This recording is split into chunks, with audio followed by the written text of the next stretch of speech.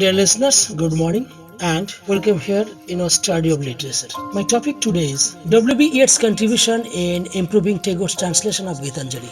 Dear listeners, as great modern poets, Rabindranath Tagore and W.B. Yeats have a number of similarities between themselves. Both came from British colonies. Both are interested in their national culture and movement in a certain phase for the betterment of their respective native people. They were good friends, and both of them won Nobel Prize in Literature. But there came a huge rift in the friendship in the Gitanjali translation episode and its subsequent popularity, which found its zenith when the very volume got Nobel Prize in Literature in 1913. How and when it happened? Let me portray the episode in short. Dear listeners, our exponent Anand Kentish Kumaraswamy and famous artist Rodenstein inspired Gurudev Rabindranath Tagore to translate his poetry into English to get global recognition. Though Tagore started the work much earlier, this time he approached the job seriously, and with his great mission in his heart, he reached England in 1912. It was his third trip to the island country. After a prolonged effort, the English version of Gitanjali, that is Song Offerings, published on the first day of November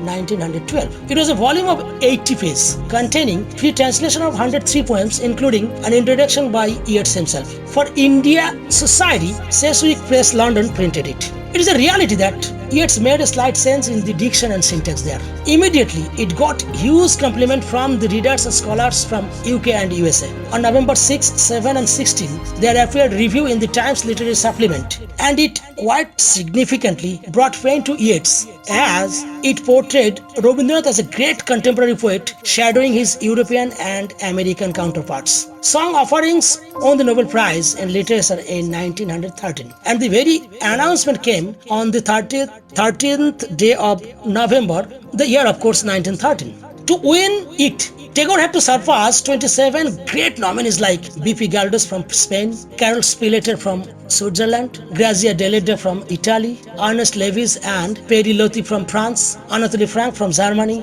and Thomas Hardy from England. Tagore and others at Shantiniketan Ashram got the great news when his son-in-law Nagendranath bore the telegram at the eve of Rash Purnima. So, Bolpur, Calcutta, Bengal and India rose and rejoiced for months. Tagore foreign friends also sent hundreds of congratulatory notes in this regards. Stars Moore, Ernest Rhys, Fox Strangways, Robert Bridges, May Sinclair, Elvin Underhill and so on were in this regard.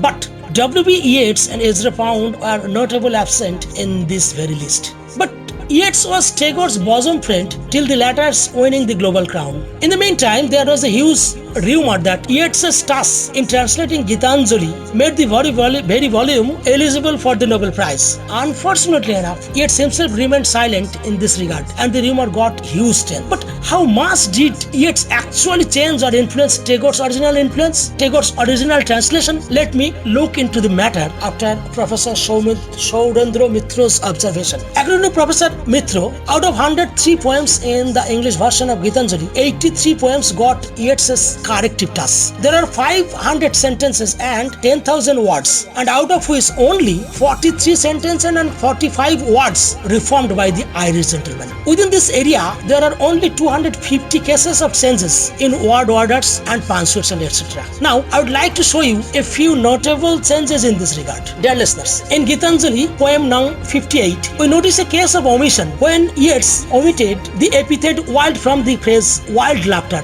definitely degenerating the beauty of the phrase. Dear listeners, sometimes Yeats changed the position of the word orders, such as in the poem number 18, he put quote unquote I am in place of Tagore's quote unquote am I. In the poem number 14 of Song Offerings, Yeats kept quote I and thou, converting Tagore's quote thou and I unquote. The Irishman wrote quote ever did thou unquote, reforming Gurudev's quote thou ever did unquote. In the poem number 26, Yeats finalized quote why do I ever miss unquote, while Tagore proposed why ever I miss unquote. Again, in the poem number 43, the phrase common crowd has been forwarded by Yeats in place of Tagore's motley crowd. I am sure you will never say these are the instances of improvement. Thus, the final impression is that, as Rodenstein declares, Yeats brought a slight change in Tagore's English translation of Gitanjali. In support footnote of his statement, Rubinstein exhibited the original translation of Gitanjali, which he personally preserved. In fact, observing Tagore's rapid and immediate popularity, like many others, Yeats was also disheartened. And with this, I would conclude my assignment today. Thank you very much. Have a nice day.